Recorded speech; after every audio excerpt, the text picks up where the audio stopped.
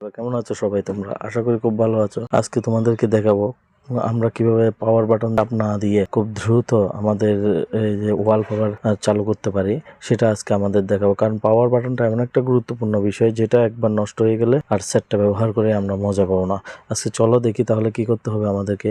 প্রথমত আমাদের কাজ হচ্ছে আমাদের একটা সেটিং, তো আমরা জানি আমাদের সেটে যেভাবে যে জায়গায় থাকে সেটিং, এই সেটিং অপশনে ক্লিক করব।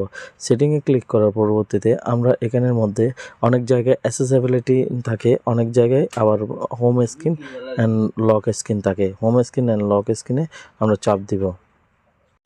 হোম অ্যান্ড লক স্ক্রিনে চাপ দেওয়ার পর এবার দেখা যাচ্ছে কি বিভিন্ন সেটে বিভিন্ন রকম, অনেক সেটে অ্যাসেসিবিলিটি থাকে, ঠিক আছে, অনেক সেটে হোম অ্যান্ড লক স্ক্রিন থাকে, যে জায়গায় যেভাবে দিব, ঠিক আছে। এটা দেওয়ার পরবর্তীতে আমাদের মূল কাজ হচ্ছে কি, এই যে এখানে বিভিন্ন ধরনের অপশন আছে, যেমন double tap click to lock, অর্থাৎ এইটাতে ক্লিক করলে দেখা যাবে যে কি ডাবল ট্যাপ দেওয়ার সাথে সাথে সেটটি লক হয়ে যাবে, অর্থাৎ আমাদের আর পাওয়ার বাটন চাপ দিতে হবে না।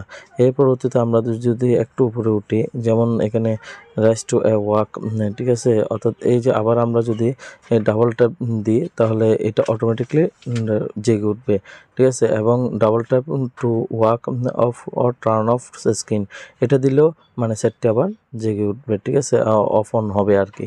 সেটটি জেগে উঠবে মানে অফ অন হবে, ঠিক আছে। তাহলে আমরা দেখি এখন কীভাবে অন করব, কীভাবে অফ করব। এইভাবে আমাদের যদি এটা অফ করে দিই তাহলে এটা এই আমাদের অফ হয়ে যাবে, আর এভাবে যদি চালু করে দিই তাহলে সবুজ হয়ে যাবে।